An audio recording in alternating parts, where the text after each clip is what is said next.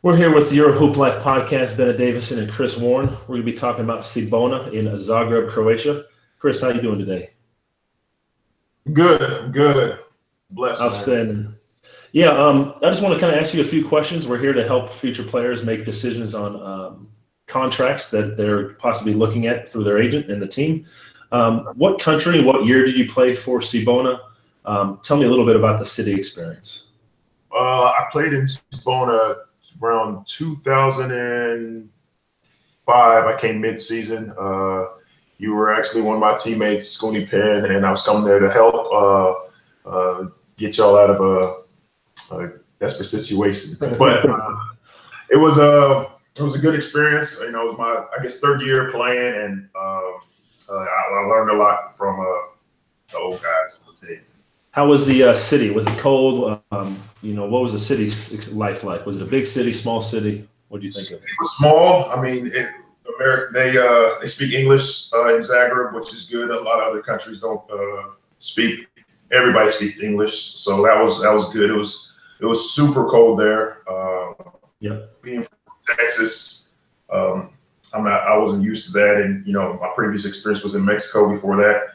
And I wasn't, I had like a windbreaker. I think y'all were making fun of me one time. Y'all got me a real. Need more clothes than that.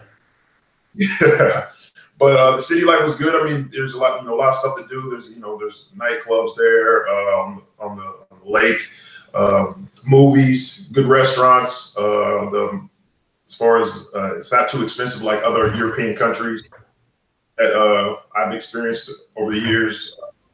But so it was overall, it's probably one of the better cities that I've been. So you enjoyed the whole experience and just the culture and everything about it. Yeah. People are nice. So yeah. Well, what about the team? I know we were in there and we played in the EuroLeague. I think they have a 10, 15-year contract with the EuroLeague. They're the only team that's in the EuroLeague. So they are going to be the more reputable team since they're in the capital city of Zagreb. In the EuroLeague, how do you think the team managed the whole situation? What was the level of the team throughout the EuroLeague? Whether it be payment schedule, whether it be quality of the team and players. The quality of the players, coming from where I was coming from during that time was a lot better than what I was expecting before.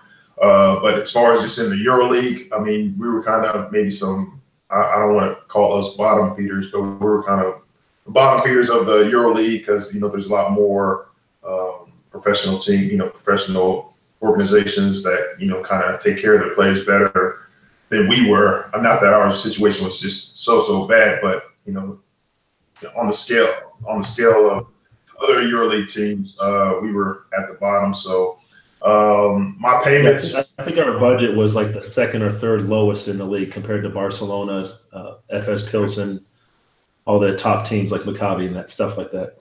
Yeah, Benetton, I think, was in there as well. So during that time, so it varies. Who's on top. I don't even think Cibona is in the EuroLeague anymore.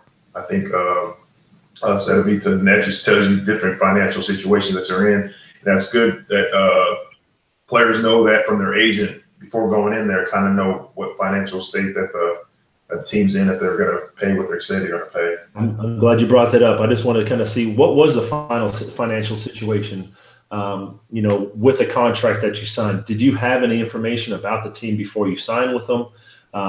If you feel like sharing, how much did you sign for? Did you receive all your money? And if so, did you file any arbitration against the team to go after that money? For Cibona, I had no problems with the money. It was late a lot of times, sometimes even a couple of months late, but they would eventually pay everything. But I know a lot of players who are there, they're still battling Cibona with money. So being an American, and I have had to go through arbitration, not through Cibona, with another team. But going through that process is, it's a little bit difficult because of the distance, whatever. But but you asked me about Cibona. I had no problems with Cibona. They gave me all my money. It was late, but just like we were talking about, we were kind of the bottom feeders in the EuroLeague aspect, but Okay. probably top in the. So you had no file on arbitration or any issues with Cibona. I actually am owed about $30,000 just for us winning the Croatian championship. Just haven't gone through the process just because it's such an arduous, long-term process, and you got to put money out to be able to go after that money.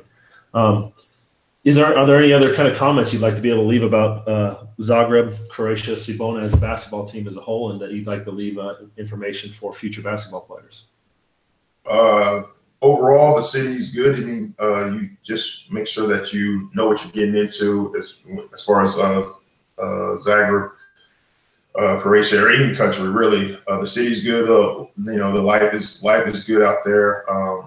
But it's important to know that process. I went through it. Not with Cibona. I went through that process of going through. I was owed 6 figures in my Italian team. So I definitely know that process and had to go through it 3 years. Luckily, I collected my money after fees and stuff. But okay, nice. Well, we'll discuss those Italian teams later. I just wanted to bring up Cibona and Chris Warren, and you played there in 2006. And thank you for your time.